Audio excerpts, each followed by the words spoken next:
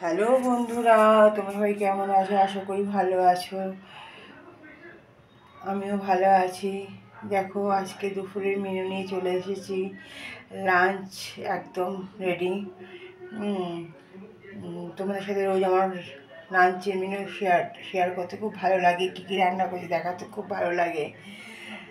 করেছি দেখো, আজকে হচ্ছে ভাত তো রোজই থাকে, সঙ্গে আছে আলু ভাজা, আছে সাদা রোটের শাক একদম শুকনো শুকনো করে লঙ্কা ফোড়ন দিয়ে, আর আছে হচ্ছে কাতলা মাছ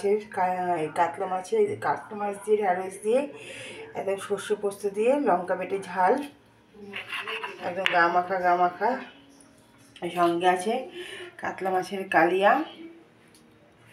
আর আছে টমেটোর চাটনি। এখন টমেটোর চাটনিটাই রোজ করছি। আমটা খাচ্ছি না, আমের সময় এলে আবার আম খাবো।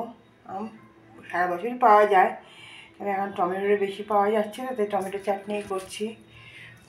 এই হচ্ছে আজকের আমার লাঞ্চ। কেমন হয়েছে বন্ধুরা, দেখে অবশ্যই কমেন্টস করে জানিও।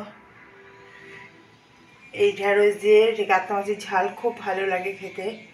এর রিচ হয়, কিন্তু একদিন রিচ হয়ে যায় খাওয়া। আর আমাদের নবদ্বীপে এখন দোলের উৎসব চলছে, তাই 3 দিন বাজারে মাছ পাওয়া যাবে না। আজকে বৃহস্পতি, শুক্র, শনিবার তো কেউই খায় না, তাই আজকে আমরা মাছ নিয়ে এসেছি।